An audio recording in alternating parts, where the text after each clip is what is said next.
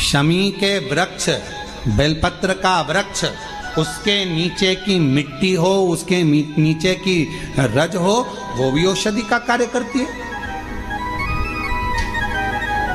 जब किसी व्यक्ति को यूरिन से जुड़ी हुई प्रॉब्लम हो जाती है, उसको जब यूरिन से जुड़ा हुआ बहुत बड़ा रोग उत्पन्न हो जाता है, यूरिन नहीं आती है या यूरिन रुक जाती है या यूरिन उसकी निकलती ही नहीं, बाथरूम आती ही नहीं, उसको बहुत रुक रुक कर आती है या बाथरूम पूर्ण तरह से नहीं आती, तो उसको करा क्या जाता है? उसको जाओ शमी का वृक्ष, शमी के वृक्ष की नीचे की मिट्टी लाओ, शमी के वृक्ष की पत्ती लाओ, बाबा देवाधिदेव महादेव का अवधूतेश्वर नाम लेकर उसको अच्छा मिट्टी के साथ शमी की पत्ती को मल लो, थोड़ा गीला कर कर नाभि के नीचे उसको लगा लो।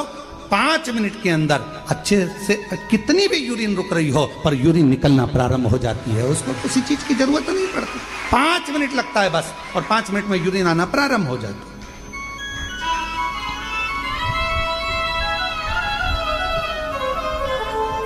उस शमी का वृक्ष, वो शमी का पौधा, वो शमी का वृक्ष कोई साधारण नहीं होता।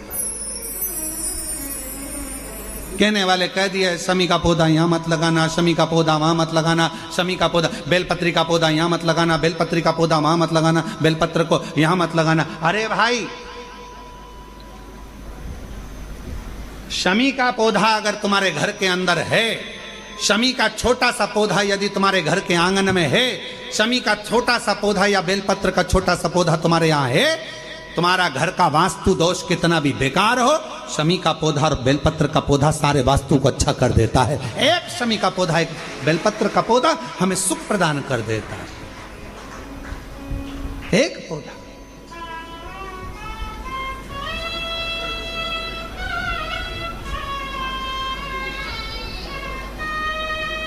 उस शमी के पौधे को ना पहचान रहे लोग, उस बेलपत्र के पौधे को ना पहचान रहे लोग। पर एक निवेदन आपसे और है, अगर तुम्हारे गांव में, तुम्हारे नगर में, तुम्हारे शहर में, तुम्हारी कॉलोनी में, तुम्हारी सोसाइटी में शमी का पौधा हो, बेलपत्र का पौधा हो, बड़ का पौधा हो, पीपल का पौधा हो, चाहे आंवले का पौधा हो, किसी भी पौधे में आप कोई भी, जैसे दही चढ़ा देते हो, दूध चढ़ा देते हो या कोई ऐसा इत्र चढ़ा देते हो, निवेदन है आप अपने आसपास के बड़े बड़े पौधे में ये कोई भी चीज ना चढ़ाएं। कोई महाराज कितना भी बताए, पर उस पौधे के अंदर आप केवल जल चढ़ाएं, केवल जल। आप उसमें ना दूध चढ़ाएं ना दही चढ़ाएं। क्यों? क्योंकि पौधे में जब दही जाता है तो दही जाने के कारण, इत्र जाने के कारण, तेल जाने के कारण, कोई सामग्री जाने के कारण वो बड़े से बड़ा पौधा सूखने लगता है। हमारा करवत्त निवेदन है आपसे, उस पौधे में जब भी बेलपत्र का पूजन करने जाओ, ना दूध चढ़ाना ना दही चढ़ाना, केवल जल चढ़ाना। आप बड़ के पेड़ की पूजन करने जाओ, केवल जल चढ़ाइए। आप आंवले की पूजन करने जाओ, केवल जल चढ़ाइए। आप शमी के पेड़ की पूजन करने जाओ, केवल जल चढ़ाइए। जल के सिवाय उसके नीचे ना दूध चढ़ाइए ना दही चढ़ाइए, ना उसमें इत्र चढ़ाइए, ना तेल चढ़ाइए, ना कोई सामग्री चढ़ाइए। उसके नीचे केवल जल चढ़ाओ। क्यों?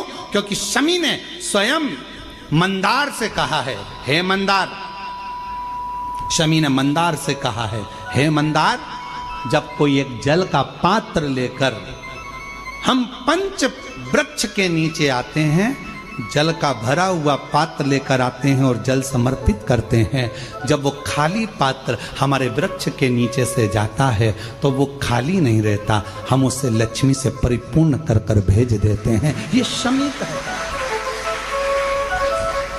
अब ना जाने तुमको कौन कह देता है कि उसमें दूध चढ़ा दो, उसमें तुम्हें दही चढ़ा दो, उसमें ये चढ़ा दो, उसमें इत्र चढ़ा दो। किसी का कहना मत मानो, आप शिव महापुराण का कहना मानो। एक लोटा जल शमी के वृक्ष के नीचे चढ़ाओ, बेलपत्र के वृक्ष के नीचे चढ़ाओ, चाहे आप बड़े वृक्ष के नीचे चढ़ाओ, चाहे आप आंवले के वृक्ष के नीचे चढ़ाओ, चाहे पीपल के नीचे चढ़ाओ, पर जल चढ़ाओ। इसके सिवा कोई सामग्री। अभी हमने देखा कई लोग, अभी दीपावली के पहले हमने देखा भारत के भूमि में कई ऐसे लोग हैं जो ना जाने कहां कहां से ऐसे लोग पृथ्वी पर आ गए हैं, जो लक्ष्मी की पूजन करते हैं और अगले साल की लक्ष्मी को उठाकर पीपल के पेड़ के नीचे धरी आते हैं। आंवले के वृक्ष के नीचे रखे आएंगे, कहीं बड़ वृक्ष के नीचे रखे आएंगे। रोड के किनारे जितने वृक्ष लगे हैं, सबके घर की लक्ष्मी मैया, सबके घर की लक्ष्मी जी की मूर्ति, गणेश जी की मूर्ति, इस देवता की मूर्ति, उस देवता की मूर्ति, सारी मूर्तियां पेड़ों के नीचे रखी हुई है। तुम्हें कौन नकल दे दी ऐसी? तुम्हें अकल किसने दी ऐसी? कौन ने विवेक दे दिया कि घर की पुरानी मूर्ति को पेड़ के नीचे ले जाकर रख दो? तुम्हारे घर की पुरानी मूर्ति है, घर में एक बाल्टी लो, घर में एक टब लो, उस बाल्टी में पानी भरो, तुम्हारे घर की पुरानी मूर्ति उस पानी के अंदर डाल के रखो। जितने दिन में गल जाए, 15 दिन, 20 दिन, 25 दिन, जब गल जाए तब उस मूर्ति की मिट्टी को किसी पेड़ के नीचे ले जाकर डालो, पर अपने देवी देवता को किसी वृक्ष के नीचे ले जाकर मत रखो, उनका अपमान मत करो,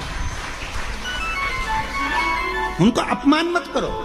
ना जाने कौन ऐसा विवेक दे देता है तुमको, ना जाने कौन ऐसी बुद्धि दे देता है कि भगवान की अगले साल की मूर्ति को गणेश जी की उठाओ, पेड़ के नीचे रखिया, लक्ष्मी जी की मूर्ति उठाओ, पेड़ के नीचे रखिया, देवता की मूर्ति उठाओ, पेड़ के नीचे रखिया। नहीं, उस मूर्ति को अपने घर की पानी की बाल्टी में, पानी में उसको गलाओ, मिट्टी इकट्ठी हो जाए, तब पेड़ में डालिया, पेड़ में करोगे। अरे बोलो तो जम के कि यहां से सुनी और यहां से निकाल दी, बची कुची थी, कथा में से गए तो झटकार दी। घर के लोगों ने पूछा कथा में गई थी सी और कुबरेश्वर धाम क्या लेके आई? महाराज ने सुनाया तो बहुत कुछ था, पर समझ में नहीं आया करना क्या। समझो, हमारे देवता का अपमान हम क्यों करें? हमारे देवी देवता को लोग देखकर हंसते हैं। जब ड्राइवर गाड़ी चलाते हैं और पेड़ के किनारे पर जो मूर्तियां रखी रहती है, उनको तो मालूम ही नहीं है कि पेड़ के किनारे मूर्ति रखी है। उनने तो गाड़ी चलाते मुंह में गुटखा भरा हुआ है, तंबाकू भरा हुआ है, पिचकारी मार दी, वो तुम्हारे देवता पर गई। तुम्हारे को बददुआ नहीं लगेगी? तुमको अपशब्द नहीं लगेगा? जरा विचार करिए। इसलिए पेड़ों के नीचे मूर्ति रखना बंद करिए, उस मूर्ति को घर में ही बाल्टी में गलाओ, मिट्टी तैयार करके वो पेड़ के नीचे चढ़ाओ, स्वीकार होगा। हमारी बात का लोगों को बुरा जरूर लगेगा, लग जाए तो फिर भी, वैसे भी हमारी बात का बहुत बुरा लगता है, तो इस बात का भी अगर बुरा लगे तो मैं हाथ जोड़कर निवेदन करता हूं, क्षमा करिएगा। पर हमारे सनातन धर्म पर कोई उंगली उठाए, हंसे, ये हमें स्वीकार नहीं, ये हमें स्वीकृत नहीं है महाराज, ये स्वीकृत ही नहीं। शिव तत्व कह रहा, भगवान स्वीकार करें। शमी के वृक्ष के नीचे की मिट्टी और शमी की पत्ती, अवधूतेश्वर महादेव का नाम लेकर यदि यूरिन से जुड़ा हुआ कोई भी प्रॉब्लम होता है तो नाभि के नीचे गीली कर कर उस मिट्टी को लगाया जाए। 5 मिनट, 7 मिनट, 5-7 मिनट तो बहुत हो गए, 5 मिनट में आपको उसका फर्क दिख जाएगा। 5 मिनट यूरिन आना प्रारंभ हो जाए।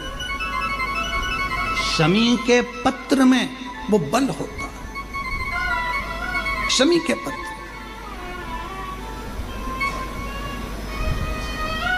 हम कईयों से कहते हैं कि अगर आपको लग रहा है कि डॉक्टर बोल रहा है कि कोई बड़ी बीमारी हो रही है, कोई तकलीफ, आपके मन में भी आपको ऐसा लग रहा है कि कहीं मेरे को घुटने ना बदलाना पड़ जाए, कहीं मेरे को ये बीमारी ना हो जाए, आपको ऐसा महसूस हो रहा है, तो आप बेलपत्र के वृक्ष के नीचे थोड़ी देर बैठो,